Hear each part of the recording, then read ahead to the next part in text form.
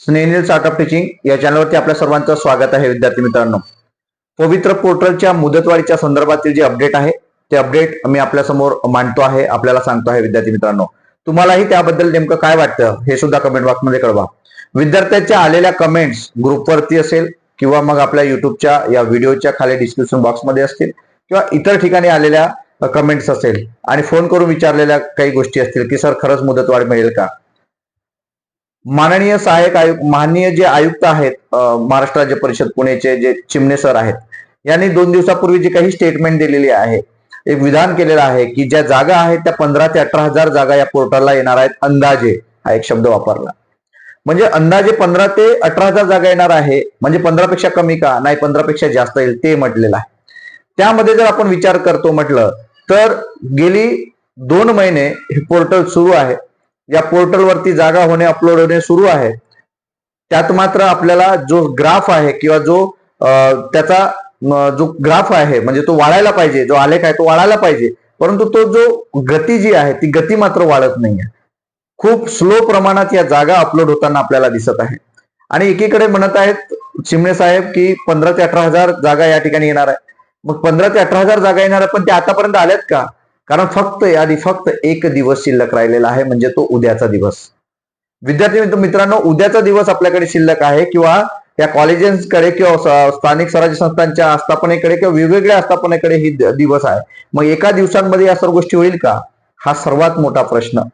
दुसरा प्रश्न भरतीच्या संदर्भातही त्यांनी सुद्धा सांगितलेला आहे की भरती ही लांबणारच आहे. हे आपल्याला त्या शब्दावरून दिसून येते, पण त्यांनी 15 ऑगस्ट म्हटलेलं आहे. हे तथ्य नाही आपल्याला या ठिकाणी दिसत आहे. मुद्दा आपला आहे जागेचा, मुद्दा आपला आहे मुदतवाढीचा. तर मुदतवाढ नक्कीच होईल असं मला वाटते आणि ते फक्त 5 दिवसाची मुदतवाढ होईल. 5 दिवसाची मुदतवाढ ही शेवटची मुदतवाढ असणार आहे. 5 दिवसामध्ये पुन्हा एक लेटर काढतील उद्याच्या तारखेमध्ये किंवा परवाच्या तारखेमध्ये की तुम्हा आस्थापनांना पुन्हा एक शेवटची संधी देतो आहे, तातडीने या गोष्टी करा, किंवा त्यांनी जर नाही केल्या तर दुसऱ्या टप्प्यामध्ये त्यांना संधी दिली जाईल किंवा अशा काहीतरी एखादी परिपत्रक या ठिकाणी निघेल आणि ज्या माध्यमातून पुन्हा 5 दिवसाची मुदतवाढ होईल. विद्यार्थ्यांना काय पाहिजे आहे? 5 दिवस लेट झाली भरती किंवा 5 दिवस लेट झाला तरी चालते, पण जागा जास्त आल्या पाहिजे. हा प्रत्येक विद्यार्थ्याला वाटत आहे, हे मनात आहे त्यांच्या. आणि ज्यांना जास्त मार्क्स आहेत त्यांना असं वाटायला लागतं की कधी कधी मला जॉईनिंग येते, कधी कधी प्रिफरन्स देता येणार आहे, कधी कधी मला प्राधान्यक्रम देऊन कधी कधी माझ्या हातामध्ये ऑर्डर येते, असं त्या विद्यार्थ्यांना वाटत आहे ज्यांना जास्त मार्क्स आहेत. पण जे मिडल लेवलचे आहेत, जे ऍव्हरेजली मार्क्स आहेत, ज्यांना कमी आहे, मी वारंवार म्हणतो आहे, जे एसटी प्रवर्गातील विद्यार्थी, समांतर आरक्षणातील विद्यार्थी जे आहेत, जे 100च्या खाली कट ऑफ त्यांचा येणार आहे, मग त्याही विद्यार्थ्यांना असं वाटतंय की कधी कधी भरती होणार आहे. मग जागा जर जास्त येतील तर नक्कीच कट ऑफ कमी येईल. हा वारंवार बोललेला शब्द आहे विद्यार्थी मित्रांनो. त्यासाठी प्रत्येकाला असं वाटतंय की 5 दिवस पुन्हा मुदतवाढ वाढवली तरी चालतं, मुदतवाढ झाली तरी चालते, पण जागा मात्र 15 ते 18 हजार आल्याच पाहिजे. 18 हजार पर्यंत जागा जर आल्या तर विद्यार्थी मित्रांनो सर्वांसाठी आनंददायी बाब असणार आहे, ती सर्वांसाठी गुड न्यूज असणार आहे. जरी 5 दिवस वाढले तरी पण हे सहन करावं लागणार आहे, कारण एवढे दिवस थांबलोच आहेत.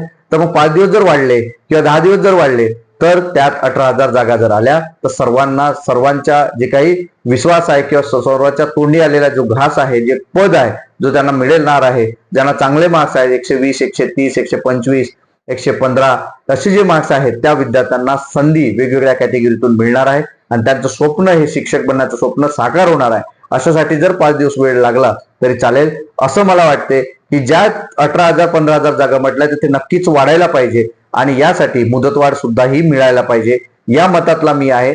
जर नाही मिळाली तर दुसऱ्या टप्प्यामध्ये आपल्याला संधी मिळणार आहे. तुम्हाला नेमकं याबद्दल काय वाटतंय हे नक्की कमेंट बॉक्समध्ये कळवा. अशाच अपडेट करता माझ्या या चॅनल मात्र सबस्क्राईब करा. धन्यवाद.